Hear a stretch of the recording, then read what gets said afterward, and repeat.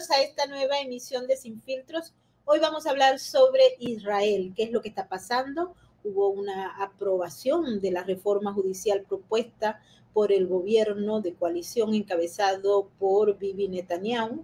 Y bueno, las protestas volvieron a la calle. Hemos observado los movimientos de la doble narrativa que ya nos ha venido hablando sobre la realidad que se vive en Israel y que, como en otros países, parece que hay dos Israel.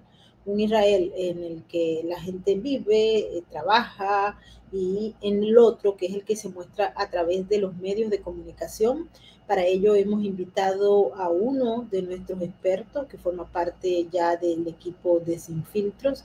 Se trata de Shimon Samiras, que en breve le vamos a dar la bienvenida, pero antes vamos a saludar a toda la gente que a esta hora está con nosotros integrándose a las diversas plataformas. Muchísimas gracias a todos nuestros amigos de Distrito TV.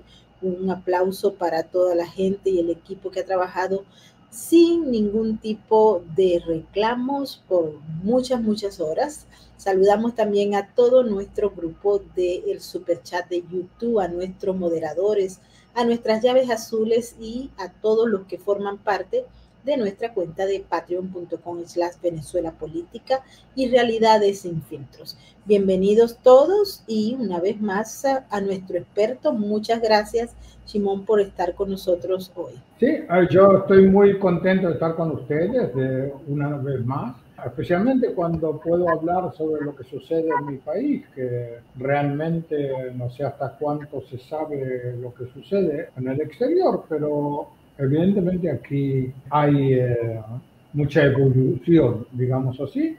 Es decir, hay realmente en este momento dos posiciones bien definidas con respecto a cómo se debe ver la sociedad israelí. Una de ellas está en el gobierno, una está en la oposición. El gobierno trata de poner en funcionamiento toda una serie de cambios que proclamó que quiere hacer. Y la oposición se niega. ¿Por qué se niega? ¿Por qué el gobierno quiere cambiarlo? A continuación. Ante todo, un minuto de preámbulo, digamos así. Israel fue construida, digamos así, hace 75 años con la Declaración de la Independencia y tuvo en esa declaración y en los primeros 30 años una parte muy importante, esa parte de la sociedad que estaba compuesta fundamentalmente, no solamente, pero personas de origen europeo, lo que se llama Ashkenazis. Esa gente no solamente que desarrolló el país, sino que también tomó todo tipo de posiciones en el poder de lo que sucede en el país y en definitiva los tiene hasta ahora. Solamente que hubo algo que, digamos así, cambió los planes.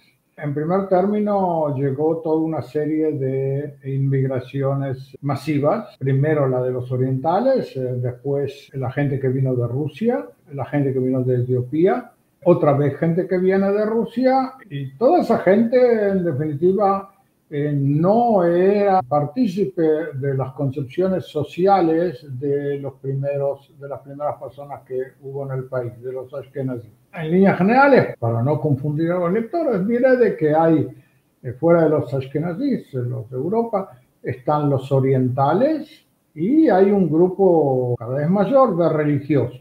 El hecho de que el grupo sea cada vez mayor tiene también su influencia a nivel político, porque este es un país en el cual la sociedad y la religión están juntas. No hay tampoco constitución y tampoco hay una separación a propósito entre la iglesia, llamémoslo así, y la sociedad. No la hubo desde el principio del país y es también interesante saber por qué no la hubo y no la hay ahora. Ahora la hay menos. No la hubo desde el principio porque había una intención de crear una entidad única a pesar de las diferencias entre las distintas partes de la sociedad.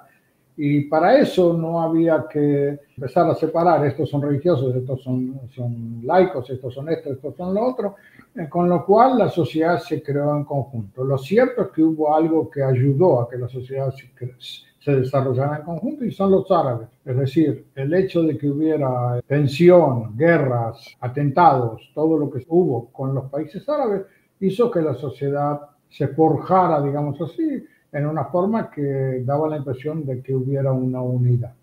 Pero las cosas fueron cambiando. Como dije, hubo también entradas de inmigraciones masivas, que esas inmigraciones, si era algo que no tenían nada en común con los primeros que llegaron, era que no eran incluso opuestos ideológicamente a la ideología socialista de los primeros que llegaron. Y en líneas generales son gente de derecha. También los que vinieron de Rusia, de lo que era en su época la Unión Soviética, seguro que no eran comunistas o socialistas, eran anti. Y por supuesto los etíopes, que son gente generalmente religiosa, tampoco lo son. Y los religiosos no están de acuerdo con el ateísmo y con todo un montón de características que tenía el grupo original. Eso fue con el tiempo cambiando los resultados de las elecciones. Ya en 1977, es decir, unos 30 años después de empezar a existir el país, hubo las primeras elecciones en las cuales los orientales tuvieron su primer posibilidad de llegar al gobierno, pero no tuvieron posibilidad de llegar al poder. Es decir, pudieron llegar al gobierno, pero en los lugares de fuerza del país, desde el punto de vista económico, desde el punto de vista judicial, desde el punto de vista periodístico, desde el punto de vista de la opinión pública, eran la parte menos representada y lo siguen siendo hasta hoy en día. Como dije, en el 77 tuvieron posibilidad de llegar al gobierno, después hubo toda una serie de cambios. En definitiva, las últimas elecciones que hubo, a pesar de que Netanyahu desde el 2006 está más o menos dando, 2007, 2008, está dando vuelta en la zona del gobierno como primer ministro, pero nunca tuvo la posibilidad de imponer la ideología de la gente que lo votó. Porque, dado que no hay partido político que tenga más del 61 miembros del Parlamento, entonces conduce a que haya coaliciones. Y cuando hubo coaliciones, tuvo que Netanyahu y la derecha tenue tuvo que hacer coaliciones con el centro de los partidos de centro, y entonces los partidos de centro que representaban a los votantes ashkenazíes, entonces pudieron impedir de la gente de centro derecha el cambiar características de lo que sucede en el país. Y ahora nuevamente llegamos a una situación, después de 5 elecciones en las cuales todo estaba más o menos parejo y nada salía de ello, que las últimas elecciones que hubo hace 8 meses decidieron definitivamente que hubiera un gobierno de derecha, como ellos lo dicen, un gobierno completo de derecha. Y en definitiva tienen 64 dentro de los 120 miembros del Parlamento. Lo que sucedió con el tiempo es que las características sociales de cada uno de esos grupos llevaron a que hubiera diferencias a nivel numérico. Es decir, una familia ashkenazí normal tiene más o menos entre 2 y 3 hijos. Una familia oriental, especialmente cuanto más religiosa sea, puede llegar a tener 6, 7 hijos. Es decir, pasadas 2 generaciones, desde las inmigraciones orientales, el número de los miembros de una familia oriental es mucho mayor que los de una familia ashkenazí. En consecuencia, cuando llega el momento de los votos, pueden influir más cuando hay un gobierno compuesto, una votación compuesta por personas, que cada persona es un voto. Por supuesto que eso provoca una situación en la cual los ashkenazíes se sienten cada vez una minoría cada vez menor, pero ellos mantienen el poder. El problema no sería, si sería solamente económico, entonces sería un problema de falta de igualdad de oportunidades, llamémoslo así. Pero lo que sucedió es que a medida que la derecha se va fortificando, la izquierda se va fortificando en sus fortalezas, si lo vemos así, y trata de empujar hacia afuera a los otros. La consecuencia de eso es que cuando llega el momento de haber elecciones, los ashkenazíes, los de centro-izquierda, digamos así, los de centro no tienen aliados, porque consiguieron echar a los etíopes de sus cercanías, consiguieron echar a los orientales de sus compañías, consiguieron echar, por supuesto, a los colonizadores, porque son gente de derecha. No sé si me olvidé de alguien, los ortodoxos religiosos, por supuesto, no ven con buenos ojos las tendencias liberales de los ashkenazíes. los festivales de homosexuales que hubo aquí en Israel los últimos años, por ejemplo, por supuesto, no despertaron en los religiosos los deseos de cambiar y que esas cosas no vuelvan a existir. Y no entro aquí a juzgar personalmente quién tiene razón o quién no tiene razón, simplemente explico qué es lo que sucede. Ahora, el nuevo gobierno entró a funcionar más o menos por enero o febrero y cometió lo que se llama un error de principiantes. Es decir, hubo tanta emoción de la derecha de que por primera vez conseguía tener un gobierno completamente de derecha, que en pocos días, a lo mejor en 2 semanas, publicaron algo así como 115 o incluso más proposiciones de ley. Y eso asustó a los ashkenazíes. Los asustó porque las proposiciones de ley, muchas de ellas tienen características religiosas, muchas de ellas tienen características derechistas, tiene que ver también con la anexión de territorios palestinos. Ahora, para eso hay que entender que un israelí puede mirar hacia Occidente o puede mirar hacia Oriente. Cuando su mirada está puesta a Occidente, entonces su espalda mira al Oriente. Cuando su posición mira hacia el Oriente, entonces su espalda la da para Occidente. Y lo cierto es que la derecha de Israel no ama demasiado lo que significa Occidente, con todas las características sociales como vemos en Europa, en Estados Unidos.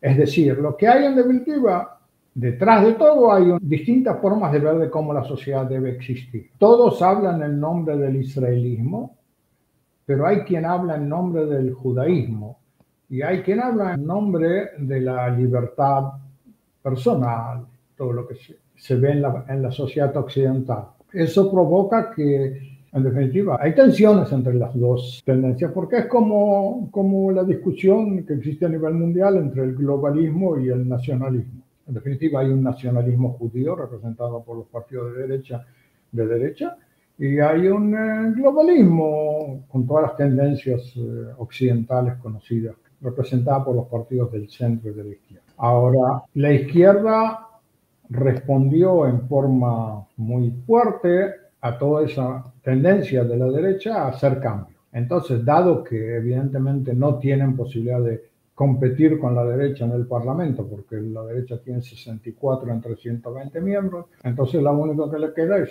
la calle, las manifestaciones, las amenazas.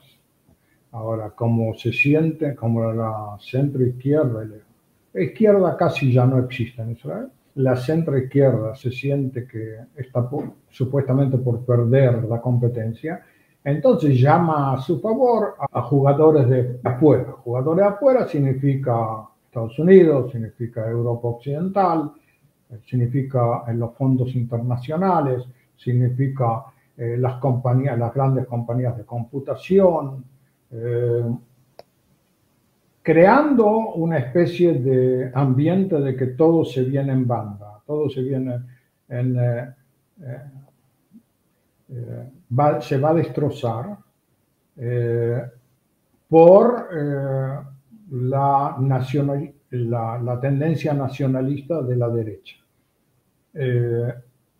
Y por supuesto que tanto los Estados Unidos, la administración Biden, como los países europeos, occidentales, y como los fondos internacionales económicos responden a ese llamado de la izquierda israelí y ellos agregan sus amenazas de que esto no se va a poder invertir, de que no se va a poder poner nuevas fábricas, etcétera, etcétera, etcétera. Y según suficientes fuentes, también agregan dinero, porque la campaña que está haciendo la izquierda es una campaña muy, pero muy cara. Y esa campaña alguien la financia. Es decir, en su momento se habló de que Blinken, la oficina de Blinken daba plata para las manifestaciones. No me llamaría la atención que fuera cierto, pero hay toda una serie de políticos también de Europa que agregan sus granitos de arena a esa sensación. El problema que existe es que, en definitiva, se trata de algo que en Israel no se conocía. Y es lo que se llama una lucha de clases, algo que en muchos países del mundo es algo común, que ya desde 1848 existe. Aquí en Israel, los problemas militares con los países árabes crearon cierta sensación, como dije, de unidad, que en definitiva ocultaba que había diferencias socioeconómicas muy grandes. Hoy en día, cuando se habla de una política más a favor de las clases desposeídas, llamémoslo así, si bien no hay pobreza aquí, pero no hay pobreza como se conoce en otros países, pero hay quien tiene más plata y hay quien tiene menos plata. Y el problema no es solamente que hay quien tiene menos plata, el problema es que no existe igualdad de oportunidades de llegar a tener más plata. ¿Por qué? Porque los lugares deseados están ocupados por los ashkenazíes, que tienen más dinero, y las redes de comunicaciones internas hacen que los hijos de los abogados son recibidos como abogados, y los hijos de los profesores de medicina son recibidos como médicos, y los hijos de los pilotos de aviación, y ese es un tema muy importante, son recibidos como pilotos de aviación. Ahora, lo que sucedió es que todos esos años de militarismo, como consecuencia de las guerras, crearon también una estratificación también a nivel militar. Es decir, hay unidades que están compuestas por gente que viene de familias más ricas, y hay unidades que están compuestas por gente que viene de familias menos ricas, digamos así. Y la posibilidad de una persona que viene de una familia menos rica de llegar a formar parte de esas unidades es menor. Por supuesto que teóricamente hay quien habla de que, bueno, pero es genética. Si una persona es inteligente y es capaz de ser piloto de aviación, entonces es muy fácil que los hijos de él sean tan inteligentes como él, y entonces tienen capacidad de ser pilotos, y entonces son pilotos. Entonces hay 2 o 3 generaciones de pilotos. Lo que sucede es que hay otra gente que también quiere ser piloto porque le enseñaron que ser piloto es algo con valor a nivel social, pero se encuentra con que le resulta mucho más difícil llegar incluso a ser recibido. No hablemos a pasar los exámenes o la larga carrera, sino a ser recibido, porque los lugares ya están ocupados por gente que está más cercana a los de antes. Eso creó, en definitiva, una estratificación también a nivel del ejército. Es decir, hay unidades, como dije, que son más de ricos, y hay unidades que son más de hijos de pobres. Pero entonces sucede otra cosa, que como suele ocurrir en un país en el cual hay guerra, también hay muertos.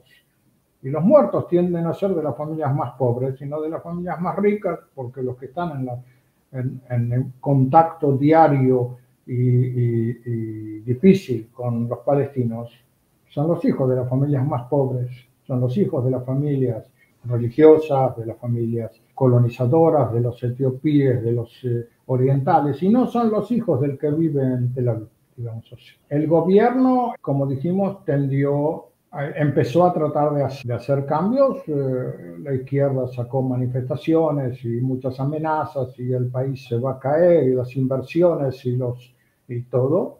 Y el gobierno en los primeros meses se contuvo, hasta que empezó a haber descontento dentro de los propios votantes del gobierno. ¿Cómo es posible? Subimos al gobierno y no hacemos nada para obtener el poder. Y los políticos de la derecha encontraron con que o sí debían hacer un cambio. Los primeros cambios que ellos quieren hacer son cambios a nivel del poder judicial.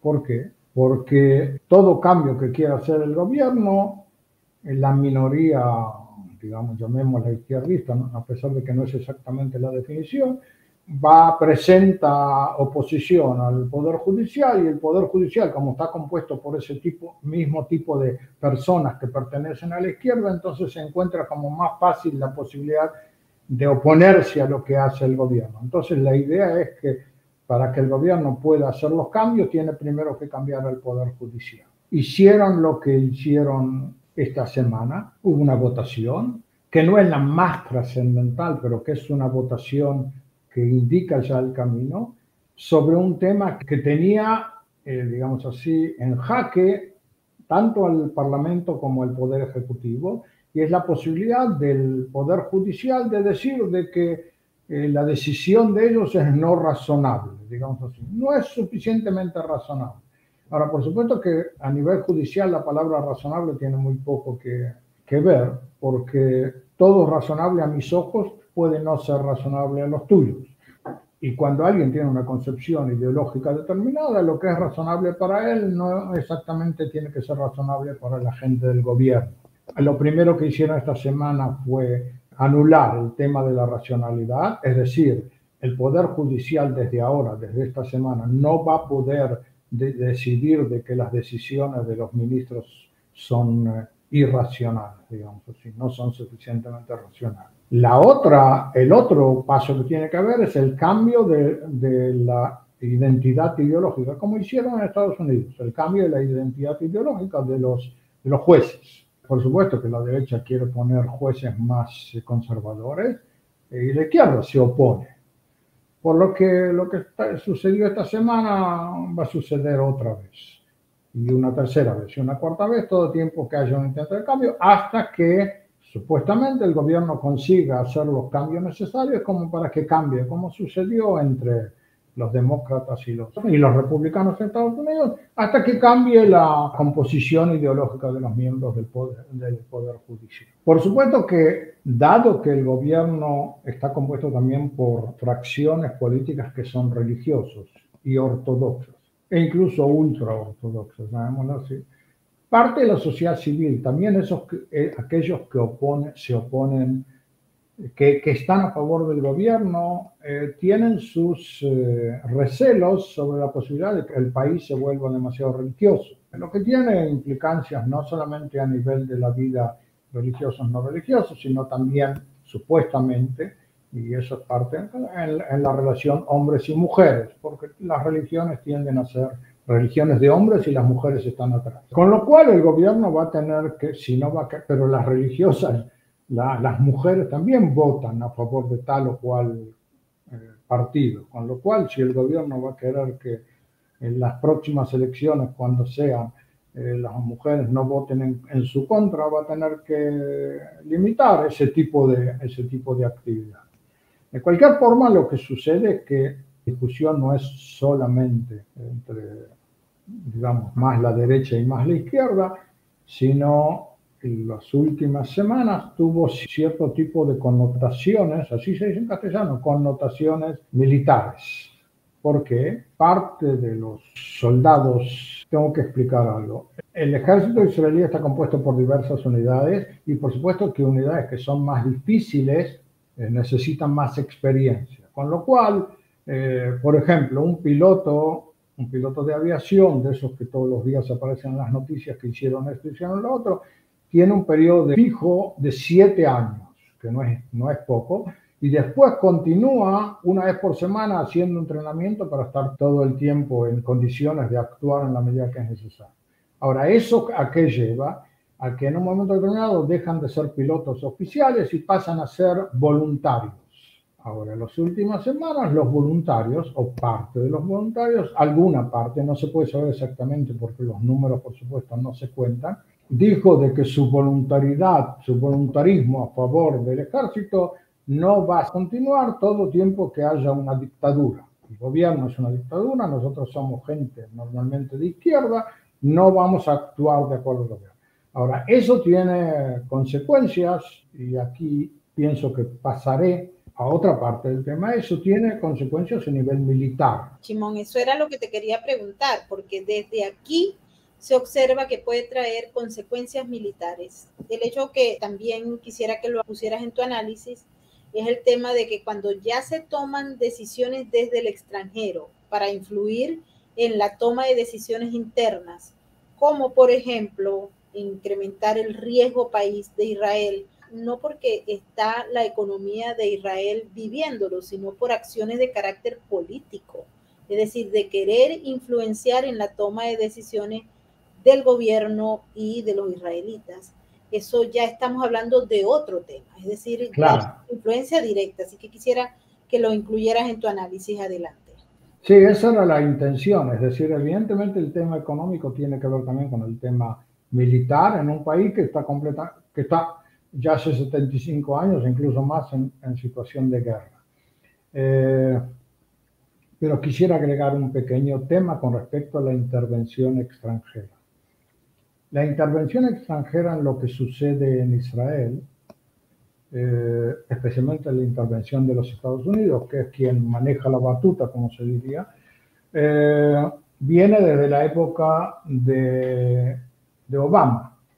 Es decir, Obama quería firmar el acuerdo con Irán, el acuerdo atómico con Irán. Netanyahu no solamente se negó, se opuso, hizo lo que puso, sino que incluso se presentó en el Congreso y habló contra Obama. Ahora, Obama se fue, entró Trump. Trump tenía una relación distinta sobre el tema, pero después de Trump vino Biden.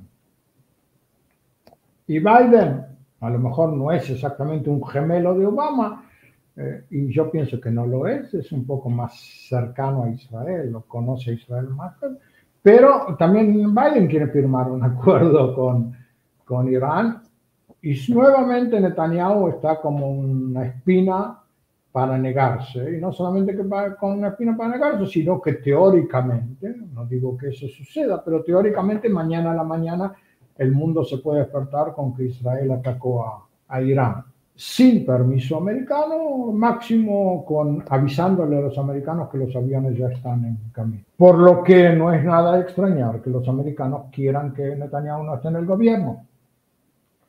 Y no es nada de extrañar que los americanos quieran que militares que están más cercanos a la posición de Estados Unidos con respecto a Irán sean los que estén en el gobierno. Gantz, por ejemplo, Eisenkot, por ejemplo, nombres que supuestamente ustedes no siempre conocen, pero que tienen que ver con la historia política política y militar de Israel de los últimos años, especialmente militar, y que se pasaron a ser políticos actualmente. Ahora, dado que se trata de algo así como bombardear a Irán, o bombardear a Siria, o bombardear al Líbano, o bombardear a Gaza, supuestamente, no únicamente, pero supuestamente los pilotos de aviación tienen un papel importante. Y por supuesto, como suele suceder, los pilotos de aviación que son también veteranos, que tienen muchos años de experiencia, son los mejores candidatos para hacer un buen trabajo en el momento que sea necesario. Pero esa gente, o por nacimiento, porque son los hijos de pilotos anteriores, o porque se acoplaron al ambiente existente dentro de la aviación, esa gente en gran parte, no puedo decir todo porque no conozco a todos, pero en gran parte expresan posiciones que están cercanas a la posición anti-Netanyahu. Y amenazaron con que no van a aceptar actuar en forma voluntaria. Recuerdo que se trata de algo voluntario, gente que ya no está en el ejército, pero que continúa entrenándose. No actuar cuando los tiranos no demócratas del gobierno les den una orden de actuar. Yo personalmente no estoy seguro que ellos no lo hagan. Es decir, a pesar de las expresiones y de las amenazas antigubernamentales, yo pienso que el patriotismo, digamos así, cuando llegue el momento lo van a hacer. Pero el hecho de que ellos se hayan referido en esa forma ya crea tensiones dentro del ejército mismo. Es decir, como dije antes, hay unidades que están compuestas por gente más de izquierda, y hay unidades que están compuestas por gente más simple, que son más de derecha, que son más religiosas. Ahora, un ejército de un país, y más en un estado como el de Israel, un estado militar como el de Israel, está compuesto por el hecho de que el ejército de tierra y el ejército de aviación se consideran a sí mismos como parte de un mismo ejército, no que cada uno sale con una bandera, no es algo que es conveniente que suceda. Y entonces el gobierno se preocupó de que si llegara a haber el momento, y ese momento puede ser, como dije, en cualquier momento, parte de la gente, por su posición ideológica antigubernamental, no actúe o actúe, pero no ponga 100% las capacidades personales a favor del esfuerzo militar. Simón, cuando uno ve lo que está pasando en Israel y lo compara con otras sociedades donde hay elementos externos que empiezan a socavar el sistema y generan una posición que pone en peligro al país, a la seguridad nacional y a la soberanía. Estaríamos hablando en este caso porque si los militares, que son la línea de acción primaria a la hora de un ataque, dicen un grupo de ellos que no está dispuesto a ir, eso eso espanta por materia de seguridad, pero le asombraría mucho de lo que nos están viendo, que también existe en otros países. Y se implementa, por ejemplo, la cultura woke, la cultura de los transgender. Aquí se ha dado a conocer un documento del Pentágono que dice que hay más de 300 miembros de la Fuerza Armada que están en un periodo de transición de género y eso ha generado que logren no solamente beneficios, sino que también les permitan estar contemplando todo desde una clínica o donde se estén haciendo el tratamiento y eso ha generado resquemor en otros miembros de la Fuerza Armada porque uno no están de acuerdo y dos están beneficiados un grupo más que otro. El tema del racismo aquí también está opacando todo lo que ha sido la cultura de la Fuerza Armada, en la que no importaba si fuera un negro, un blanco, un indio o un chino, el que estuviera al frente estaba allí porque había logrado méritos suficientes a lo largo de su carrera militar para estar en el lado del comando, pero hoy en día eso no se está tomando así. Por eso te pregunto, y esto va mucho más profundo, porque conoces muy bien el tema de Israel y sé que conoces el tema de otros países. Esta cultura está socavando la esencia del modelo militar que ha tenido Israel, que se puede decir que tiene Estados Unidos y muchos otros países de Occidente. Sí, es cierto. Es decir, el problema es que la situación en la cual está Israel no es una situación como en Estados Unidos o en otros países en los cuales esas discusiones son generalmente más a nivel teórico. En Israel hay una realidad y la realidad es difícil. Si yo estaría en otro país y vería lo que sucedió ahora, yo podría llegar a decir de que una frase de que en una unidad determinada del ejército hubo un intento de golpe militar. Y entonces, yo no sé qué haría el gobierno de ese país, pero yo sé que el gobierno de este país no va a ponerse a fusilar a los que trataron de hacer el golpe militar, porque no lo va a hacer, porque nadie se lo va a permitir, y también porque los necesita, y eso también es importante. Pero también puede suceder, y siempre hay dos manos, una mano izquierda y una mano derecha, también puede llegar a suceder que el día de pasado mañana, no lo digo de mañana porque me permito hablar de algo que puede pasar, que haya un acuerdo con los palestinos. Y entonces Israel llega a un acuerdo por el cual tiene que retirarse de territorios. Y entonces los que tienen que hacer retirarse de los territorios son los soldados, pero los soldados son de derecha y entonces ellos dicen, no, nosotros no estamos de acuerdo con la decisión del gobierno y no queremos retirarnos, y no nos retiramos. Es decir, la posibilidad de hacer un acto de negación de la política gubernamental no es solamente de la gente de izquierda con respecto a un gobierno de derecha. Puede el día de mañana ocurrir de que sea de un gobierno de unidades compuestas generalmente por personas de derecha con respecto a una política izquierdista de un gobierno. Y entonces realmente el país se autodestruiría. Eso lleva a que, no solamente a eso, los servicios, distintos servicios que tiene Israel, prestan mucha atención a lo que está sucediendo en los países árabes como consecuencia de lo que está sucediendo en Israel. Es decir, los enemigos no desaparecieron. La diferencia entre hace 8 meses, un año y ahora es que los enemigos de ahora están más contentos porque Israel se está peleando entre las distintas partes de... Ahora, eso, una cosa es estar contento y otra cosa actuar. Es decir, teóricamente, no solamente teóricamente, prácticamente nosotros vemos que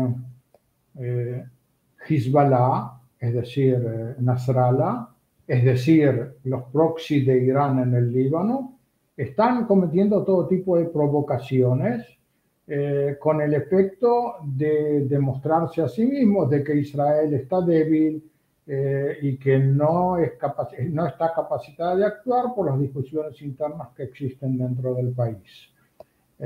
Yo no pienso que es cierta esa teoría, pero evidentemente eso les provoca optimismo de que, bueno, nosotros no conseguimos derrotar a Israel, pero Israel se va a derrotar a sí misma por las discusiones internas. El gobierno, hasta aquí eso sobre el punto de vista militar, y no quiero alargarme demasiado, pero el gobierno está consciente de ese peligro que puede llevar una a que ellos disfruten de lo que pasa en Israel, pero otra a que inicien actividades militares como consecuencia de eso, que obliguen a que izquierdistas, derechistas, todo el que está en el lado militar de Israel tenga que actuar a favor del país. Hay un pequeño problemita. Los jefes militares más altos no respondieron, a mi parecer, con la suficiente fuerza a esos intentos de rebeldía. Es decir, no actuaron en una forma suficientemente contundente para evitar que ese palabrerío se convierta en un vocerío, digamos así. Ahora, puede ser que sea por varias razones. Una de las razones posibles es porque puede ser que los oficiales más altos en la Fuerza Aérea e incluso en el comando en jefe del ejército, en definitiva, se identifican ideológicamente con la posición de la gente que protesta. Ahora, si es así, Israel tiene un problema muy grande. Y el gobierno, por ejemplo, tiene que tener en cuenta de que puede existir la posibilidad de que el día menos pensado que quiera que las fuerzas actúen, el jefe del ejército diga, lo lamento, pero yo no puedo dar esa orden o algo parecido. Por lo tanto, el gobierno se vio obligado a actuar. Y yo pienso que todavía no terminó de actuar. Es decir, no sé exactamente qué es lo que va a suceder a nivel militar, pero yo estoy seguro que en algún momento va a haber algún tipo de pena, digamos así, a la gente que se declaró en la forma y que firmó peticiones y todo. No un fusilamiento, como dije, no van a fusilar a nadie, pero sí puede ser que les digan, bueno, hasta ahora estuviste en la Fuerza Aérea, ahora convertite en un civil y vamos a cambiarte. Por supuesto que eso tiene que ver también con la relación de lo que suceda con los países árabes, con Irán, con el Líbano, con Hezbollah, con Hamas y todo eso. ¿Algo más sobre el tema? Bueno, creo que hemos consumido el tiempo que teníamos previsto para esta emisión, pero quedan muchas preguntas abiertas en relación a lo que está pasando en Israel y lo vamos a tocar en la próxima emisión sobre Sin Filtros Israel, que muy probablemente sea en 1 o 2 semanas. Ahora, una vez que se aprobó la reforma judicial del gobierno, ahora hay una serie de trámites que hacer, vienen unas vacaciones que van a llevar unos días fuera de calendario, pero luego vienen momentos importantes, justamente en el último trimestre de este conflictivo año 2023. Y las cosas que se están diciendo que pueden ocurrir tienen doble tendencia, una para generar miedo en esos que siguen y para generar mayor inquietud y polémica a nivel internacional, empujada esta tendencia obviamente por todo lo que son los aparatos de propaganda de estos grupos o globalistas o sencillamente contrarios a la figura de Bibi Netanyahu, pero un poco más allá, los contrarios o los enemigos de Israel, que alimentan día a día, y acá en Occidente uno lo puede observar nada más tomando cualquier periódico que ustedes deseen, porque prácticamente parece que fuera una agencia de noticias en cada periódico, en cada televisora, en cada emisora de radio de ese aparataje de propaganda contra Israel, usted va a conseguir casi los mismos titulares.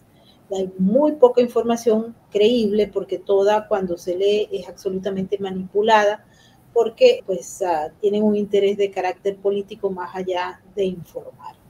Y está al otro lado, el lado de este grupo nacionalista que está en prodefensa de los objetivos que ellos se han planteado para evitar que el Estado de Israel sea soslayado por enemigos. Esto tiene mucho fondo. Yo rescato la explicación que dio nuestro invitado al principio, creo que ustedes deberían tomarla en cuenta, porque es la conformación de un diagnóstico que se ajuste a una realidad que ustedes no van a ver en los medios de comunicación occidentales. Y no lo van a ver porque, como les digo, está disfrazado todo una entelequia en función de ocultar una verdadera realidad. Así que, Shimon, muchas gracias, pero también te comprometo para que en la próxima emisión sigamos conversando sobre ese escenario que es a futuro, pero a la vez es muy corto. Estamos hablando de cambios a partir del regreso de vacaciones y bueno, de los grandes días festivos de la comunidad judía en Israel que son en septiembre. Sí, si puedo decir unas últimas dos frases, digamos, si no una, sino dos frases. Hasta tres puedes dar. Hasta tres está permitido. Bueno, lo cierto es que, bueno, tú hablas de Estados Unidos y en Estados Unidos hay un presidente y el presidente, yo pienso que, si se me permite decir algo así, yo pienso que el presidente de Estados Unidos tiene más problemas que Netanyahu. Es decir, está peleado con China, está peleado con Rusia, está peleado con Arabia Saudita, está peleado un poco con Israel, no tiene demasiada comunicación con Inglaterra, no consigue lograr grandes cosas en Ucrania y está un poco peleado también con gran parte de la población de los Estados Unidos mismos. Es decir, el hecho de que la gente y ahora viene la última frase, el hecho de que la gente de centro izquierda en Israel pide el apoyo del presidente de los Estados Unidos es más o menos como aferrarse de una persona que tiene una sola pierna, porque el presidente de los Estados Unidos apenas se puede dar apoyo a sí mismo si es que no se cae en el camino. Así que yo pienso que el gobierno va a continuar con su política y el que tiene problemas va a tener problemas. Pero el gobierno israelí tiene sus intereses, no hablaría de intereses políticos, tiene sus intereses nacionales que dicen esto sí, esto no, esto no, esto no, esto sí, esto no. Y los va a seguir haciendo porque los considera imprescindibles para la seguridad del Estado de Israel. Ahora termino. Así es. Bueno, mil gracias a mí por haber estado con nosotros una vez más. Chao. Chao. Y bueno, quiero agradecerle a toda la gente que nos ha acompañado en esta emisión especial sobre Israel para entender qué es lo que está pasando en este país que tiene influencia geopolítica, pero también se ha convertido prácticamente en el deseo de todos estos grupos de globalistas de izquierda o pro-palestinos para flanco para atacarlo. Así es que es muy importante toda la información que nos ha traído nuestro experto para entender y saber el diagnóstico más acercado a la realidad y así tener ustedes un entendimiento de lo que realmente ocurre en el Estado de Israel. Ahora sí nos vamos, no sin antes darle las gracias a toda la gente que nos ha seguido. Mil gracias al equipo que ha hecho posible esta transmisión, al igual que a nuestros moderadores del grupo de YouTube. Bienvenidos todos para que comenten, para que nos dejen sus impresiones sobre esta emisión de Israel. Y si tienen preguntas para nuestro invitado, por favor, déjenlas en los comentarios que él las va a responder. Nos despedimos hasta la próxima y siempre como lo hacemos con el mensaje de la RAC, porque recuerden que juntos salvamos vidas. Así que adelante con el mensaje. Por cada ser humano que nace en el mundo, nacen también 15 perros y 45 gatos. El 70% de ellos nunca tendrá un hogar. En el mundo existen hoy 500 millones de perros abandonados. Podemos cambiar esa realidad. La Red de Apoyo Canino lleva 15 años trabajando en Venezuela en su programa de esterilizaciones masivas, que a la fecha ha operado a más de 80.000 perros y gatos, evitando el nacimiento de millones en la calle. Donando al Fondo de Esterilizaciones, ayudas a evitar la superpoblación desde su causa y no solo atacar su consecuencia. Con cada animal esterilizado salvamos miles de vidas. Conócenos. Síguenos. Vamos, únete a la RAC. Juntos salvamos vidas.